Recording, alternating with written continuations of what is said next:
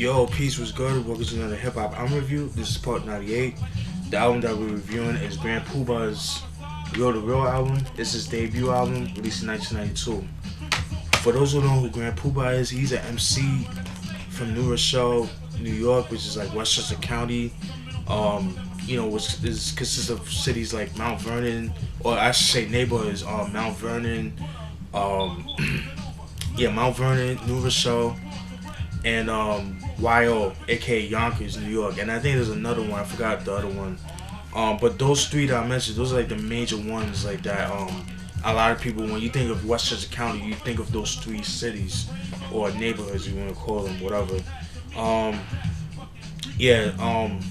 Like I said, New Rochelle. He got his start back in the mid '80s. I want to say like 85, 86. He was actually part of a group called Master of Ceremonies, and that group, they actually had like a cult following, because they were underground. You know what I mean? They came out, I believe, in one video, one single. I forgot the name of it, and I believe they released the album, but they got the record label they were under. They got dropped because of lack of sales and shit like that. So that group dissolved and they broke up and shit. And Grand Puba, scooped up Lord Jamar and Sadat X and DJ Alamo, and they formed Brand Nubian. And I did a review on Brand Nubian's debut album, One for All. Definitely check that out on my channel. I forgot what number it was, but I think it was like 90 or 91, some shit like that. But I did a review. I think like a couple months ago, like or a month and 2 months ago, whatever. And during the making of the album, they were going through a lot of they was going through a lot of beef within each other. Like they could not stand being around with each other. Like and you couldn't tell on record, but just looking back, just based on what I read and stuff like that, you can kind of tell because Sadat X, he had a song called Concerto in X Minor, which was a Sadat X solo track, and Lord Jamar had a song called Dance in My Ministry, and which were all dope songs, by the way. But you could just kind of tell they had their own thing. Like they was kind of like wanted to do their own thing and stuff like that. And after the release of the album, they broke up and they went their separate ways. Well, not Brand New didn't really break up, but Grand Puba just went him and DJ Alamo went their separate ways, and they got this, is responsible for this. And Brand Nubian, which consisted of Lord Jamar and Sadat X, and they hired us DJ Sincere, and they dropped In God We Trust, which I do have to review that album, which I do have in my collection. And Grand Puba came out with this album right here, Real to Real, and Brand Nubian came out with In God We Trust back in '93. Alright, I think like early '93 or some shit like that. But anyways, getting back to this, how I get down. I go through some of the songs and stuff like that, things like that. There were 2 singles off this album. The singles are 360 What Goes Around and Check It Out featuring Mary J. Blige. Alright? That's what the album looks like. The CD looks like. See Grand Puba and his mans right here. You know what I'm saying? I think one of them is Star Dougie. Don't remember who, but alright.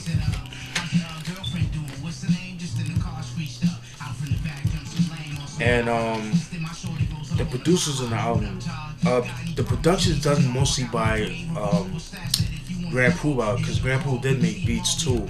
A lot of people don't really know that, unless you're like a real Brand Nubian fan. Like a lot of people don't know that. And he makes dope beats. Like I said, production is done by Grand Puba. DJ Shabazz, he's another producer on the album. Stimulated Dummies, which consists of Dante Ross, John Gamble, and G. DeJohnny. Stimulated Dummies, or the SD50 group, you know what I mean? Grand Puba, like I said before. Latif, he's another producer. And Kid Capri, he's another producer that's on the album. And the brand new Heavies. Alright? Features on the album. There's only two features on the album, which are Mary J. Blige and Kid Capri, and that's it. The rest of the songs are all solo, which I do like. And another thing too, I do like the fact that Grand Puba made the beats, because like, you know, I like the fact when MCs, I did mention this before, but I like when MCs make their own beats, because like they, you know, you actually know what their sound is. You know, you see what their sound is. Might be something that a producer might not be able to get, might not be able to find the sound that a particular artist is looking for. Only the artists themselves would know what sound they would like over their tracks. So, you know, I think that's a pretty dope, and it's a good advantage for them. You know what I'm saying? So, more money for you. You know what I mean? So, now I get down. I go through some of the tracks. The track 1, Check This Resume. Dope track. I love how the song starts off. You just hear like, you know, like the kick like being repeated. Da da da da da da da da da da da da. The same drums. I'm not gonna name the sample of the drums, but a lot of people use those drums, especially back in the 90s. But it's the same drums that was used on J. Rue the Damage's Come Clean single of the Sunrise in the East, which I do have to get my hand, which I do have in my collection. I have to do a review on that. Yeah, fucking love that joint right there. That's just like a braggadocio track and shit like that. 360 degrees, what goes around, pretty dope track. That's just another braggadocio track right there, pretty dope. Dope beat too. That's How We Move It. Another dope, definitely another dope braggadocio track. Track 4, Check It Out, featuring Mary J. Blige. That's a nice duet between them two, and it's funny because Grand Puba being from New Rochelle and Mary J. Blige being from Yonkers. You know, I thought that was pretty cool. I thought that was pretty interesting, and I don't give a fuck if nobody says Grand Puba is responsible for Mary J. Blige's career. If it was for Grand Puba, I don't think Mary J. Blige will be the person she is today. I don't care what nobody says. I know a lot of people, you know, yes, I know she was under like Father MC, like she did work with him, and you know, she was under P. Diddy when he was like Uptown Records and stuff like that. I agree with that, but I kind of feel like Grand Puba actually put her out, you know, because Grand Puba was that dude. Like he was like the Jay-Z, no, not the Jay-Z, but he was like the Fab of the 90s, you know what I mean? I had to say it like that, but you guys know what I'm trying to say. But he was that dude at that time. Like he was the dude, like, you know, like when anytime you see a video of him, you know he's gonna come with the ill gear, you know what I mean? And he was all about Tommy Hilfiger and Polo too. If it wasn't for Grand Puba, Tommy Hilfiger would not be the brand it was back in the 90s. He is responsible for that. There's pictures on the internet like him and Grand Puba, like Tommy Hilfiger and Grand Puba having pictures together. He was like at the Tommy Hilfiger store, and they took pictures with each other and stuff like that. You see like all the gear and stuff like that. It's so ill, and it's funny too because I heard some shit. I think it was an interview that he did. It was like Diamond D. He had an article on Complex Magazine where they do like the breakdowns of some of the songs, like their famous songs and stuff like that. And he said on the video shoot of Fat Joe's Watch the Sound, he said that they had Tommy Hilfiger actually came to the video shoot in the limo, and he had all this gear. He had all the Tommy Hilfiger gear, like the latest shit, like for Grand Puba to wear and shit like that. You know what I'm saying? He exclusively gave it to him for him to wear just to be in the video, and I thought that was pretty dope. You know what I'm saying? That's That's a pretty dope cosign. You know what I mean? But yeah, but like I said, I kind of feel like Grand Puba definitely deserves a lot more credit. He definitely is responsible for Mary J. Blige's career. But like I say, I know she's been around since the late '80s, like doing work with Father MC. But he put her out like Grand Puba put her out like that. You know what I'm saying? Put her out in the limelight. You know what I mean? But yeah, that's a pretty dope duet track between them two. Track 5, Big Kids Don't Play. That's just another braggadocio track. That was pretty cool, dope beat.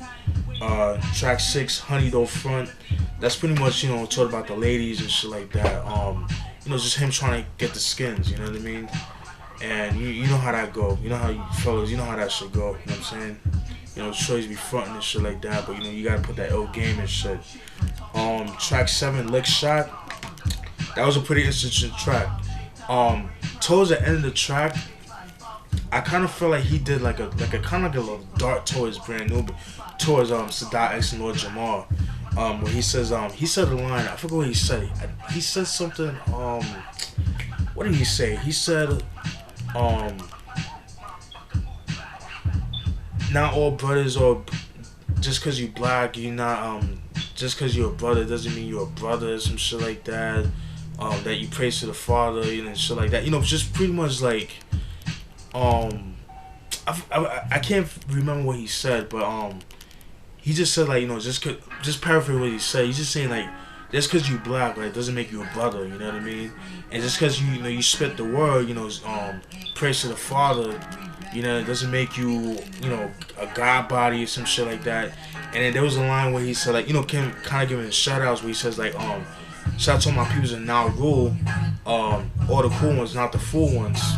I mean, obviously he's talking about Sadat X and Lord Jamar. So, that was like a little dart towards them and shit like that. So, that was kind of a shot to them. You know how it goes. Fucking love that track. That's a pretty dope track. I love the beat of the song. It's pretty dope.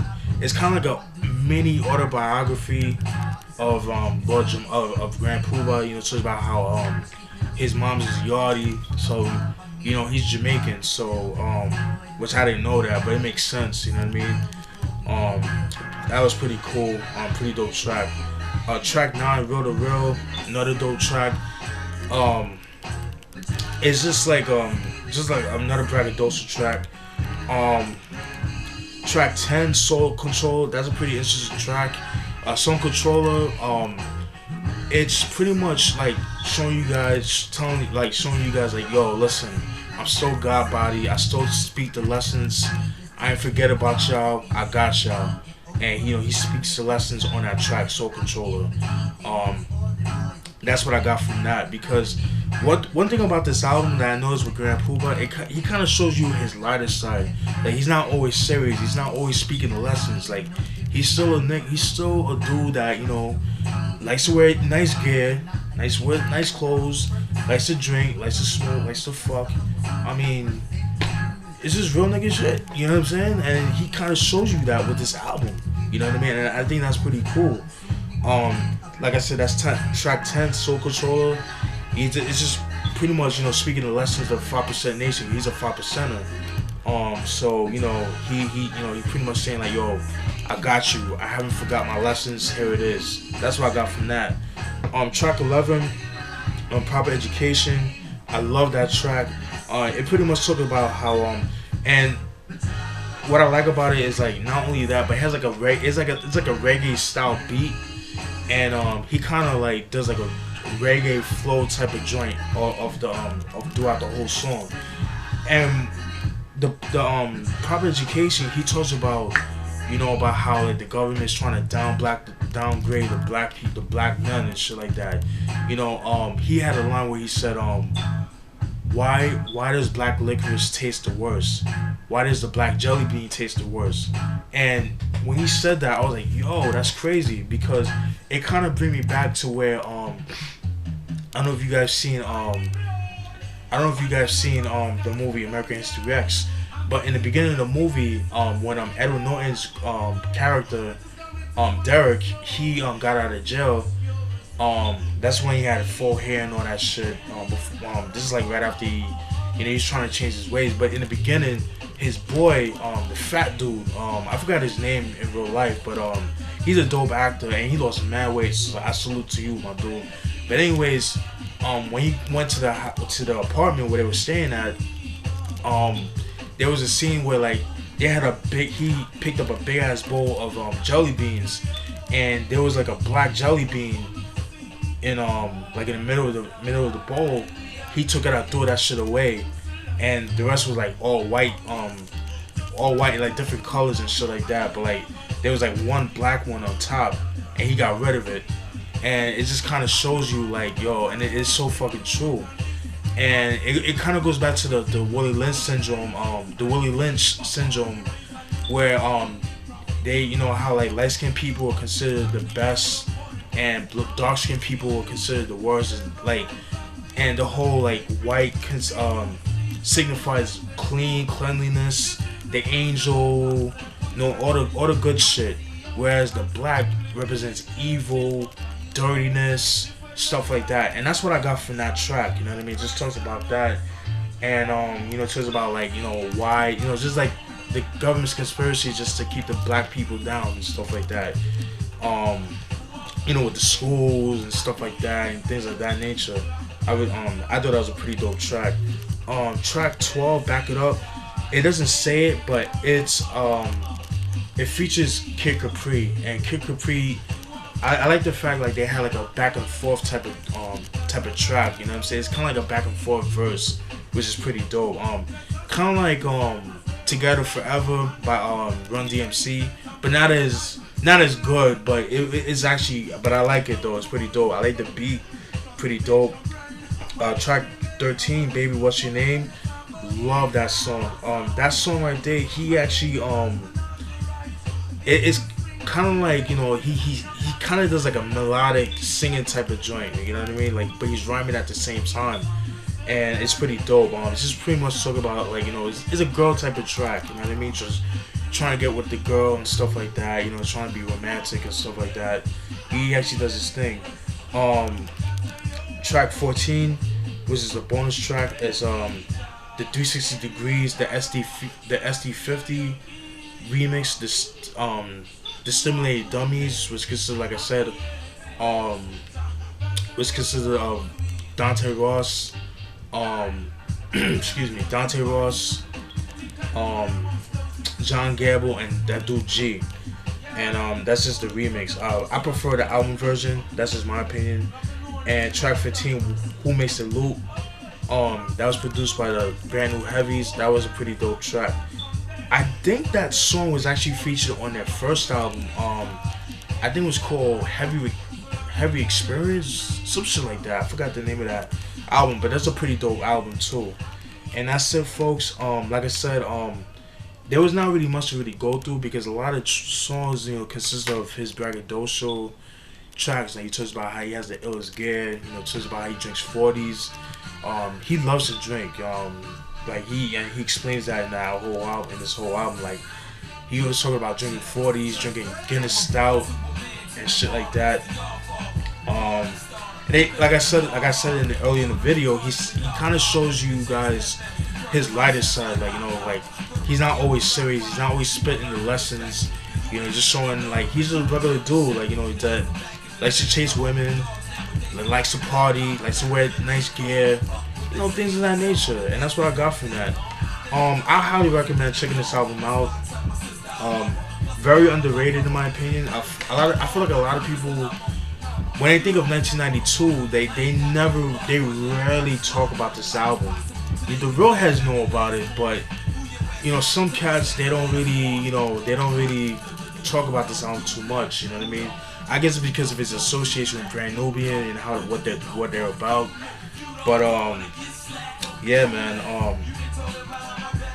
Definitely a dope album. Love the production on the album. I highly recommend it. I believe this album is actually out of print, but if you could find it, definitely pick it up. And it shouldn't be too expensive. So glad to own it. I definitely gotta do a review. And I do have his 2000 album that came out back in 1995, his second album. I have to do a review on that. And I have to do a review on In God We Trust. because it's only right. You know, since I did a review on this, it's just only right I do the In God We Trust song by Brand Nubian. So stay tuned for that. I might do that tonight. I'm not sure. But that's it, folks. Hope you guys enjoyed that review. Stay tuned for more videos. Peace. Oh, I want to say rest in peace to Malcolm X. It's crazy. It's been 50 years since he died. 50 years today is when he died. That's crazy. Salute to him. Yeah, that's it, folks. Hope you guys enjoyed that review. Stay tuned for more videos, more beat videos, more rants, and all that good shit. Stay tuned for more. Peace.